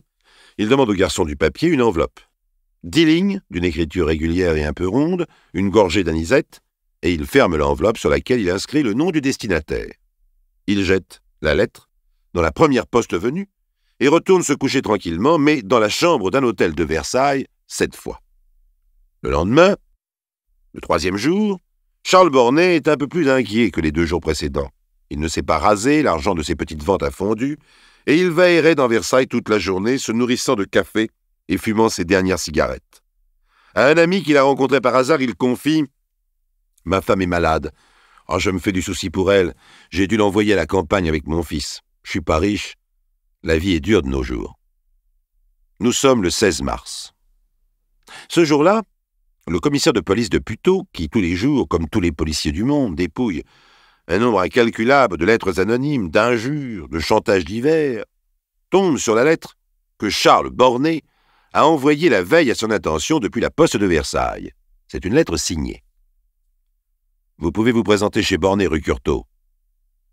Il n'y a pas eu d'assassinat. Nous avions résolu d'en finir avec la vie. Nous étions mal vus de la famille. Quand vous recevrez cette lettre, mon cadavre sera dans la Seine. » Signé Charles Bornet. Le commissaire n'aime pas les lettres qui annoncent des suicides. Quelquefois, il arrive à temps et tombe sur un isolé qui avait surtout besoin de parler ou qu'on s'occupe de lui. Mais quelquefois, il est trop tard. Et ce n'est jamais agréable d'enfoncer la porte d'un appartement en se doutant de ce qu'on va trouver derrière. Oh, bien sûr, il en a vu d'autres, le vieux commissaire. Mais il ne s'y fait pas. Alors, morose. Prend son chapeau, sa canne, demande un inspecteur et 3 agents. À 5, il s'entasse dans une vieille Renault de service sans portière, pour descendre plus vite probablement, et à 40 à l'heure traverse Puteaux. On enfonce la porte rue Curtot. Une violente odeur de décomposition règne dans la pièce. Sur le lit, côte à côte, le cadavre de Madame Bornet et de son fils. Au plafond pend une corde. Mais, dans le nœud coulant, personne. Une fois terminées les formalités de routine, le commissaire regagne son bureau et demande à tous les commissariats de Paris et des alentours de lui signaler toute apparition de noyés non identifiés que la Seine pourrait charrier dans les jours qui viennent. Oh, il n'y croit pas beaucoup, mais ça aussi c'est la routine. Ce qui gêne surtout le commissaire, c'est la mise en scène de l'appartement. 2 cadavres étranglés ou étouffés sur un même lit, une femme et un enfant, et cette corde sans pendu. À son avis, Bornet a voulu faire croire qu'il allait se suicider ou alors, pris de panique, après son double assassinat, il n'a pas eu le courage de mourir et il s'est enfui. De toute façon, il faut le faire rechercher. Personne ne l'a aperçu dans l'immeuble et il n'a pas de travail actuellement, mais les langues se délient. Sa belle-mère l'accuse d'avoir supprimé sa fille parce qu'elle ne pouvait plus subvenir aux besoins du ménage. Mais dans ces cas-là, on travaille soi-même ou on divorce, le mobile n'est pas évident. Et l'enfant? Pourquoi tuer un enfant de 9 ans? La grand-mère affirme « Il m'a dit qu'il emmenait son fils et que je ne le reverrai pas avant longtemps, c'est un fou criminel. J'avais bien prévenu ma fille de se méfier de lui, mais elle ne voulait rien entendre. » Le 17 mars, la photo de Bornet paraît dans tous les journaux avec la description détaillée de l'affaire. Bornet y est appelé le monstre étrangleur de sa femme et de son fils. La photo est bonne, on reconnaît parfaitement son visage rond, ses yeux caves, sombres, au-dessus de la petite moustache grise. Bornet, le matin du 17 mars, achète le journal, comme tout le monde, et le lit, en prenant son café. Il apprend que la police le recherche, qu'on ne croit pas à son suicide, qu'il est un homme traqué dont l'arrestation est imminente. Le commissaire de Puteaux a mis toute une brigade sur les dents et des avis de recherche sont dans les mains de tous ses collègues parisiens. Bornet n'a plus d'argent. Il ne peut plus payer l'hôtel. Il ne peut plus bien sûr retourner chez lui, il sait que sa famille ne le défendra pas. A-t-il jamais eu l'idée de se suicider? En tout cas, il prend une décision, la seule logique d'ailleurs. À pied, un peu hagard, affamé, parasé, il quitte Versailles. Le chemin est long. Dans la nuit du 17 au 18 mars, il dort quelque part au bois de Boulogne. Le voilà sur les quais de la Seine. Il pleut finement, le temps est gris et sombre. À 17h30, il se présente quai des Orfèvres à la direction de la police judiciaire. Je suis Charles Bornet. J'ai tué ma femme et mon fils. Je viens me constituer prisonnier et je n'ai pas mangé depuis 2 jours. Il est calme. Indifférent. On l'inculpe et on lui sert un repas qu'il mange de fort bon appétit, puis il répond au premier interrogatoire. Ma femme était malade.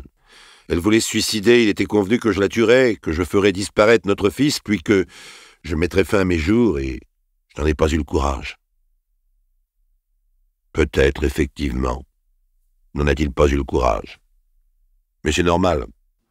La plupart des criminels de ce genre ont le courage de tuer les autres, mais rarement de mourir eux-mêmes. De toute façon, personne ne le croit, car il ne cesse de mentir, surtout sur de nombreux détails. Il pleut sur le bureau du juge d'instruction des témoignages d'escroquerie, de mensonges, de veuleries, de violence même. Le médecin légiste affirme que Mme Bornet n'était pas malade et sa famille jure qu'elle n'a jamais eu d'intention suicidaire, ni pour elle-même, ni surtout pour son fils qu'elle adorait. Malgré tout cela, Bornet persiste à prétendre qu'il a tué sa femme et son fils parce qu'elle le lui avait demandé et jusqu'au bout de son procès. Il se tiendra à cette version qui n'a pourtant aucun sens. Or, son avocat se donne beaucoup de mal. Mais la cause est mauvaise et Bornet, tranquillement assis dans son box, ricane à la moindre affirmation des témoins. Seul, quelques lettres saisies à son domicile et écrites à sa femme, de Fresnes, durant l'un des séjours qu'il y fit précédemment, pourraient peut-être accréditer la thèse de la maladie. Il écrit « Je connais ta maladie, je saurais te soigner et te faire oublier tes douleurs. » Mais l'enfant, quel péril menaçait son existence pour que son propre père l'étrangle? Bornet est-il un criminel ordinaire ou un fou? Le psychiatre qui l'a examiné le trouve au contraire parfaitement normal, parfaitement lucide, parfaitement responsable, et les jurés aussi, qui le condamnent, sans aucune hésitation, à la peine de mort. Bornet entend le verdict tomber sans un réflexe, sans une émotion, avec l'air d'un homme qui vient simplement de régler une affaire et s'en va, entre ses 2 gardes. Il laisse derrière lui une étrange impression d'escroquerie morale et de frustration. Personne n'a compris le mystère de cet homme et après tout, ce n'était peut-être pas nécessaire. Il l'avait dit lui-même au cours du procès au président du tribunal.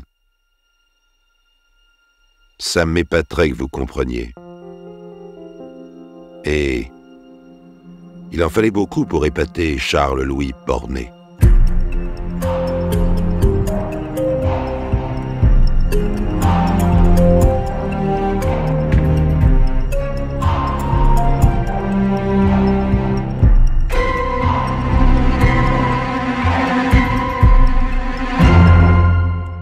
Vous venez d'écouter Les récits extraordinaires de Pierre Bellemare, un podcast issu des archives d'Europe 1 et produit par Europe 1 Studio. Réalisation et composition musicale, Julien Tarot. Production, Sébastien Guyot. Direction artistique, Xavier Joly. Patrimoine sonore, Sylvaine Denis, Laetitia Casanova, Antoine Reclus. Remerciements à Roselyne Bellemare. Les récits extraordinaires sont disponibles sur le site et l'appli Europe 1. Écoutez aussi le prochain épisode en vous abonnant gratuitement sur votre plateforme d'écoute préférée. Bienvenue dans les récits extraordinaires de Pierre Bellemare. Un podcast issu des archives d'Europe 1. Le soir de Noël, dans tous les pays de tradition chrétienne, la famille se resserre autour du foyer. On essaie d'oublier les problèmes quotidiens, les tracas, les inquiétudes, les dissensions, parfois même les drames. Une fois de plus, on sort de leur boîte les boules multicolores, on suspend les guirlandes, on installe les santons dans la crèche, on enveloppe les cadeaux de papier décoré. Les plus jeunes enfants ne tiennent plus en place. Que trouveront-ils demain devant la cheminée? On ouvre les huîtres, on met le vin blanc à rafraîchir, la joie se lit sur tous les visages. Pour un soir, pour quelques heures, tous les hommes, toutes les femmes retrouvent un peu de l'émerveillement de leur enfance. C'est pourtant un drôle de Noël que s'apprête à passer la famille Bardin le 24 décembre 1953 dans la petite ville de Margnac, aux confins de l'Aquitaine et du Périgord. En apparence, c'est une famille comme les autres, avec un père, chef de district à l'EDF, une mère bonne ménagère, 4 enfants âgés de 7 à 13 ans, une jolie maison, une existence paisible. Il y a de beaux cadeaux au pied de l'arbre de Noël. Il y a même un trop beau cadeau. Un manteau de fourrure pour Madame Bardin. Un vêtement comme elle n'en a jamais eu, qu'elle ne portera pas, c'est certain, sans un petit battement de cœur. On ne sait pas si les enfants se doutent de quelque chose, s'ils sentent avec cette intuition qu'ils manifestent parfois qu'un drame est en train de couver. Peut-être se donnent-ils tout entier à l'émerveillement de Noël. On le souhaite. On le souhaite avec beaucoup de force, parce que les enfants Bardin vivent là leur dernier jour de bonheur simple et de bonheur vrai. Le destin s'est déjà mis en marche. Qu'ils éclatent de rire, tant qu'ils en ont encore envie, cela ne leur arrivera plus d'ici longtemps. Oui, le destin s'est déjà mis en marche le samedi 26 décembre, aux premières heures de la matinée. Le commissaire Dufil de la police de Bordeaux, accompagné de 2 inspecteurs, se présentait au domicile de Bardin et priait celui-ci de les suivre.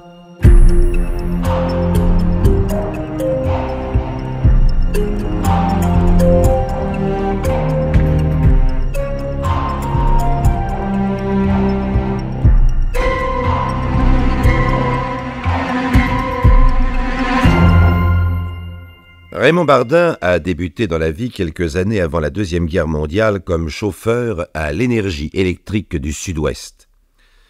La guerre venue, il rejoint les rangs de la résistance, participe à plusieurs actions clandestines et se fait arrêter par la Gestapo. Déporté à Dachau, il a la chance d'en revenir, mais il en revient profondément marqué, prématurément vieilli. Dès son retour, à cause de ses activités patriotiques, il connaît une promotion inhabituelle. Il est nommé chef de district de la toute jeune EDF à Marignac. Malgré l'insuffisance de sa formation technique, il remplit son rôle avec beaucoup de compétences, grâce notamment à sa rigueur professionnelle et à son intégrité. C'est un homme tranquille, au visage déjà lourd, au regard insistant, aux lèvres plutôt épaisses. Ses supérieurs l'apprécient. Il assure une existence aisée à sa femme et à ses 4 enfants, on pense de lui qu'il a réussi, et tout le monde trouve cela juste et naturel. Et pourtant, ce citoyen, apparemment sans histoire, mène depuis quelques mois une double vie. Et oui, on s'imagine volontiers que seuls les aventuriers ou les personnages de romans jouent leur existence sur plusieurs tableaux, présentent plusieurs visages, dédoublent leur emploi du temps, pas du tout. Les hommes les plus ordinaires, ceux que l'on ne remarque jamais, connaissent eux aussi bien souvent l'ivresse et l'angoisse d'une vie multipliée. Raymond Bardin n'a pourtant rien d'un coureur de jupons. Lucienne, c'est probablement sa première aventure. Il était forcé d'en sortir meurtri, blessé, bouleversé. Leur première rencontre a eu lieu le 6 août précédent, au hasard de la route, juste comme cela se passe au cinéma. Pour un peu, on n'arriverait pas à y croire. Bardin revenait en voiture vers Marignac, il était 12h30, et il se dit soudain qu'il arrivera trop tard chez lui pour déjeuner, et décide de faire halte au premier restaurant venu. Devant lui s'arrête une autre voiture, d'où descendent 3 dames. Il en connaît une, Marguerite Pascal, la femme d'un de ses collègues de l'EDF. On se salue, on se présente. Raymond Bardin, Madame Feldman, Lucienne Kléber. On décide de déjeuner ensemble. Lucienne Kléber vient de Paris, elle a 31 ans, c'est une ravissante jeune femme rousse avec un visage finement dessiné. Elle est élégante, coquette, provocante même à l'occasion. Bardin est ébloui. Il n'avait jamais rencontré une telle femme dans sa vie. Les environs de Marignac en sont naturellement dépourvus. Il n'y a guère qu'au cinéma ou dans les magazines qu'il a pu en voir. Et voici que soudain le film est devenu réalité. Alors Bardin s'informe discrètement. Lucienne vit seule, ou plutôt sans mari, puisqu'elle élève avec l'aide de sa mère une fillette de 10 ans. Elle mène une vie apparemment très sage. Pourtant, elle n'a pas peur des hommes, c'est évident. Elle considère Bardin avec un regard malicieux. Mais il est rigolo, ce petit homme. Est-ce que ça vaudrait la peine de s'en amuser quelque temps? En tout cas, cela vaut certainement la peine d'essayer. Et toujours est-il que l'on se téléphone, que l'on se revoit, que des rendez-vous s'organisent, et que Raymond Bardin se jette dans la plus belle aventure de sa vie. Une aventure éblouissante, inespérée, réellement incroyable. Comment c'est bien lui, Raymond Bardin, l'incolore, le médiocre, l'inexistant, qui tient cette merveilleuse créature entre ses bras? Eh bien oui, c'est bien lui. Et voici qu'il ne supporte plus de rester incolore, médiocre, inexistant. Il s'invente une jeunesse, des diplômes, des propriétés. Il devient ingénieur, sorti des arts et métiers. Il possède des terres tout autour de Margnac. Il fait même allusion à un héritage qui le transformera bientôt en châtelain. Naturellement, il faut bien accompagner ses discours de preuves tangibles. Bardin se montre généreux, non seulement il reçoit sa maîtresse dans des hôtels de premier ordre, mais encore il insiste pour l'aider à élever sa petite-fille. Les enfants, il en a 4. Lui, Bardin, il sait ce que ça coûte. Et il ne supporterait pas l'idée que le cher ange puisse manquer de quoi que ce soit. Il donne de l'argent à Lucienne, il fait des cadeaux, il parle même d'une pension régulière. En fait, il est tout juste en train de perdre la tête. Entièrement aveuglé par sa passion toute neuve, il ne voit pas, ou il fait semblant de ne pas voir, qu'il court tout droit vers l'abîme. D'où Raymond Bardin tire-t-il tout cet argent qu'il remet sans compter à Lucienne? C'est très simple. Il l'a d'abord tiré de ses économies. Bien que sa famille ne manque de rien, le ménage vit d'une manière assez modeste, mais le compte en banque est assez vite à sec. Alors Bardin commence à emprunter des sommes de plus en plus importantes à ses amis. Lucienne se laisse faire. Elle n'a jamais eu de chance dans la vie, pense-t-elle. Elle n'a jamais rencontré que des hommes égoïstes, conquérants et grossiers. Elle tient sa revanche. Elle a l'intention de la savourer. Pourtant, dans le ciel passionné de Raymond Bardin commence à se former un tout petit nuage. Lucienne Kléber ne vit pas aussi seule qu'elle l'a prétendu au cours de leur première rencontre. Il y a un autre homme dans sa vie. Qui est-ce? Demande Raymond. Oh, c'est une vieille liaison. Faut pas y attacher d'importance. Mais si, Lucienne. Tu sais très bien que c'est important pour moi. Il faut absolument que tu règles cette histoire. T'inquiète pas, j'y suis décidé. Ce n'est plus qu'une question de jour. Bardin accuse tout de même le coup. Il devient jaloux, méfiant. Il exige la rupture. Lucienne élude la question, puis elle promet, mais sans beaucoup de conviction. Bref, Bardin n'a pas de mal à imaginer que les 500 kilomètres qui les séparent accordent à sa maîtresse une liberté bien dangereuse. Il lui fait des reproches qu'elle n'accepte pas volontiers. Des brouilles s'élèvent, puis des scènes. Le désenchantement commence à naître dans l'esprit de Raymond Bardin. Il y a maintenant 4 mois qu'il a rencontré Lucienne pour la première fois, un peu plus de 3 mois qu'elle est devenue sa maîtresse. 3 mois pendant lesquels il a éprouvé le sentiment de vivre une vie tout entière. Même s'il se refuse à regarder la vérité en face, il comprend que cette vie est en train de finir, que son aventure se meurt, qu'il va retrouver le vide d'une existence morne et grise, entre son bureau de l'EDF, sa petite maison, son épouse effacée, ses enfants. Alors pour éviter la rupture, il décide de mettre un peu d'ordre dans leur liaison. Il ne veut plus d'une situation ambiguë, flottante, incertaine. Il veut que les choses soient nettes, claires, honnêtes. Il donne rendez-vous à Lucienne pour le week-end du 19 au 20 décembre. Un rendez-vous curieux d'ailleurs, un rendez-vous fixé entre 2 personnes qui commencent déjà à ne plus se comprendre, comme vous allez vous en rendre compte.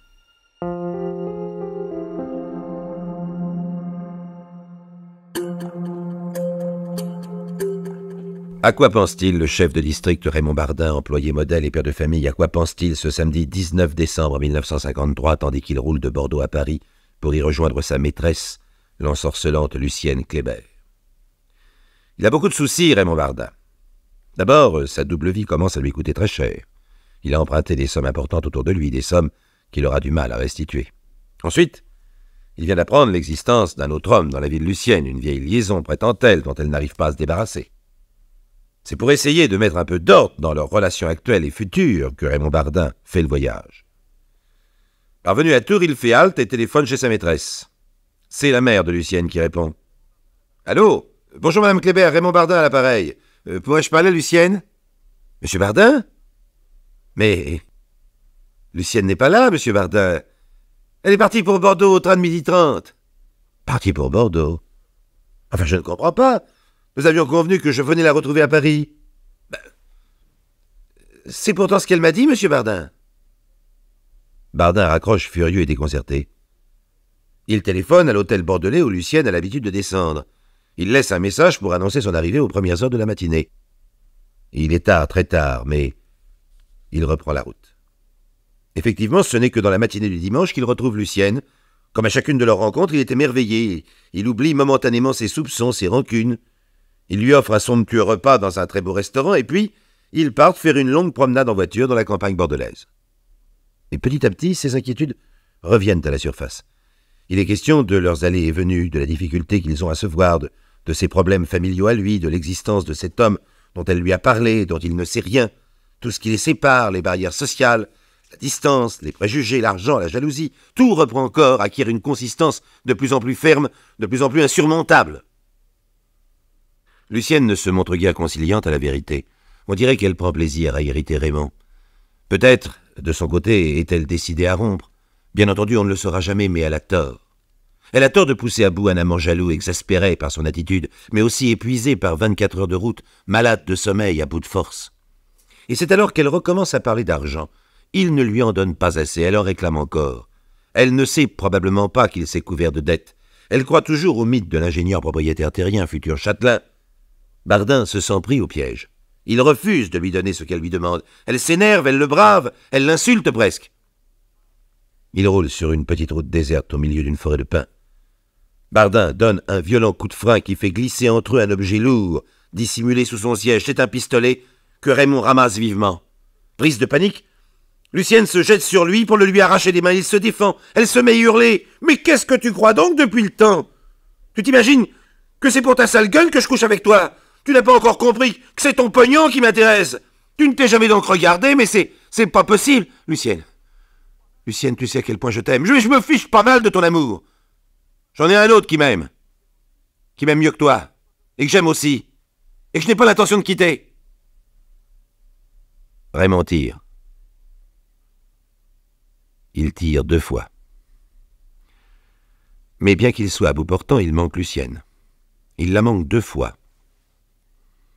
Elle parvient à ouvrir la portière, et tout en continuant de hurler sa haine et son mépris, elle bondit sur le talus. Bardin saute derrière elle. Il a jeté son pistolet, mais il tient un couteau, un vieux couteau qui se trouve dans la voiture et qui lui sert, par temps de pluie, à nettoyer ses garde-boue. C'est à une autre tâche qu'il va lui servir aujourd'hui. Bardin frappe.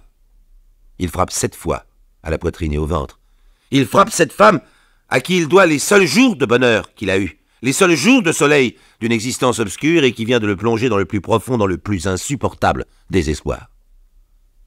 Il ne frappe pas seulement la jeune femme. Ce couteau ébréché qui taille dans une jeune chair, c'est aussi les illusions, les espoirs, les raisons de vivre de Bardin qu'il assassine. C'est sa vie même qu'il réduit à néant. Le meurtrier se relève un peu hébété, les cris se sont tus. Que vient-il de faire? Pour lui maintenant, une très longue nuit va commencer. Une nuit dont il n'a gardé presque aucun souvenir. Ce sont quelques indices plus tard qui permettront d'en fixer les étapes, sans grande précision d'ailleurs. Pour l'instant, tout ce que l'on sait se résume à peu de choses. Bardin ramasse le corps de son ami et le jette quelques heures plus tard, juste avant l'aube, dans la Dordogne, par-dessus le pont de Cubzac. La nuit s'achève, une nouvelle journée commence, la première journée d'une vie d'assassin. Raymond Bardin a prévenu sa femme qu'il ne rentrerait pas avant le lundi soir. C'est un homme ponctuel, c'est donc le lundi soir qu'il se retrouvera chez lui. Que fait-il depuis le moment du meurtre jusqu'à l'heure de son retour? Roule-t-il éperdu dans la campagne bordelaise, épuisé par une journée et demie sans sommeil? S'est-il assoupi dans sa voiture, dissimulé au fond d'un bois? Ce qu'il y a de certain, c'est qu'il repasse 1000 et 1000 fois dans sa tête l'histoire de son amour pour Lucienne et les circonstances du drame. Leur rencontre d'abord dans un restaurant comme au cinéma, l'éblouissement provoqué en lui par cette jeune femme élégante, l'émerveillement de la tenir quelques semaines plus tard entre ses bras, l'argent qu'il lui a donné, un argent qu'il a dû emprunter auprès de différents amis, dès que ses économies ont été épuisées.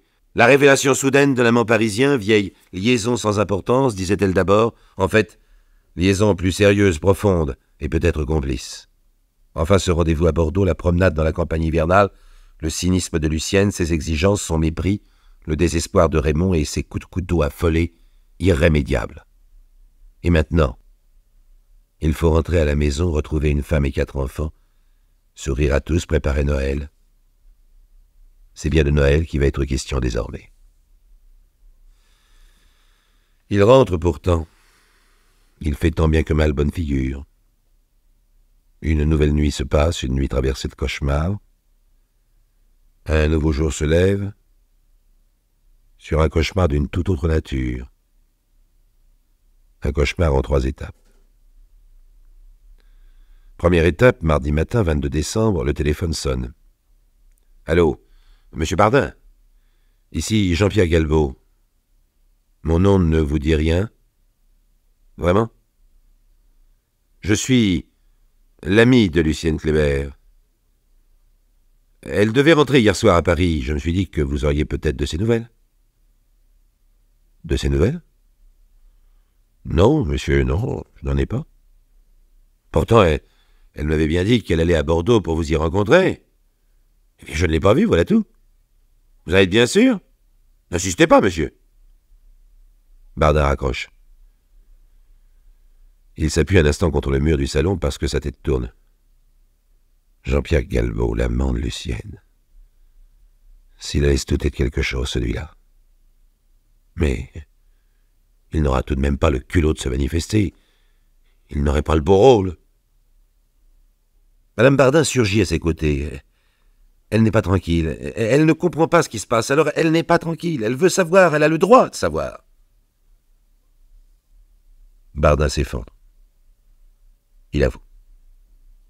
C'est vrai, il a une maîtresse depuis quelques semaines, mais c'est bien fini. Oh, ça, oui.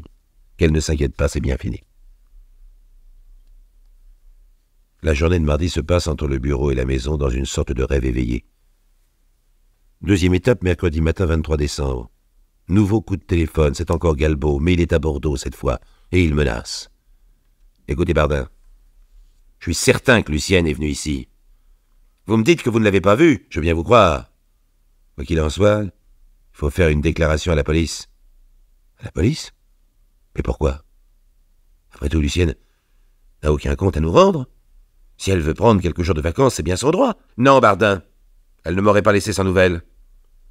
Vous allez venir me rejoindre à Bordeaux. Nous irons ensemble déclarer sa disparition à la police. Mais enfin, si vous ne venez pas tout de suite, je vais vous chercher. Bardin a compris. Le scandale le guette, il prend sa voiture et file à Bordeaux.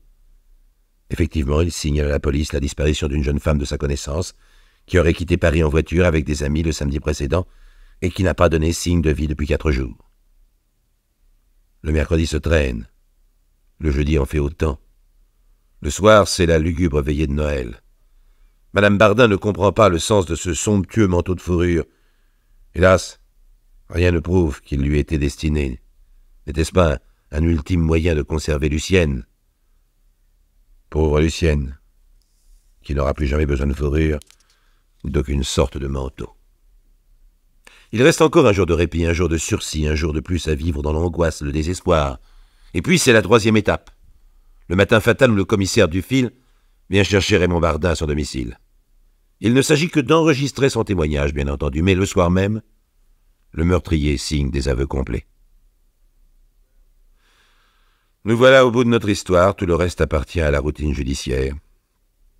Tout au plus pourrait-on se poser une question. Comment la police en est-elle venue si vite à soupçonner Raymond Bardin alors que sa liaison était conduite avec une assez grande discrétion? La réponse est très simple. Jean-Pierre Galbaud. Il est facile de supposer que cet amant passionné lui aussi, jaloux lui aussi, angoissé lui aussi, s'est empressé de raconter toute l'histoire à la police en insistant sur l'intention de Lucienne de rompre avec Bardin. Il fallut 1 mois pour qu'un pêcheur à la ligne découvre le corps de la jeune femme. Cette découverte n'ajouta rien de plus à l'enquête. Pendant l'instruction de son procès, Raymond Bardin manifesta soudain des troubles mentaux assez graves. Ses propos devenaient incohérents. Il avait perdu la mémoire de tous ses actes.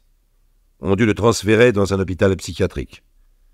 1 an plus tard, Bardin se présentait devant la justice des hommes. Cette justice lui fut indulgente. Les jurés prirent en considération sa douceur habituelle, son intégrité, mais aussi les troubles provoqués par sa déportation et puis par une aventure au-dessus de ses forces. On le condamna à 4 ans de prison, juste pour la forme. Rien d'extraordinaire, penserez-vous, dans ce dossier? Je n'en suis pas aussi sûr que vous. Ah, ce n'est pas tous les jours qu'un homme modeste, ponctuel, ordinaire, croise le chemin parfumé d'une femme fatale. Ce n'est pas tous les jours que la vie se met à ressembler à un scénario de cinéma. Et naturellement, comme au cinéma, cela se termine très mal.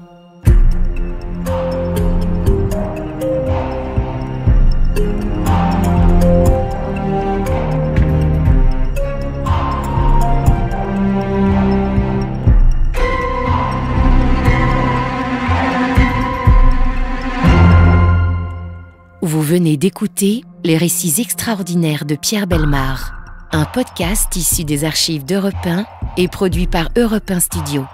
Réalisation et composition musicale, Julien Tarot. Production, Sébastien Guyot.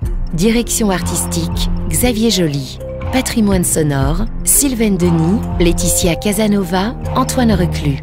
Remerciements à Roselyne Bellemare.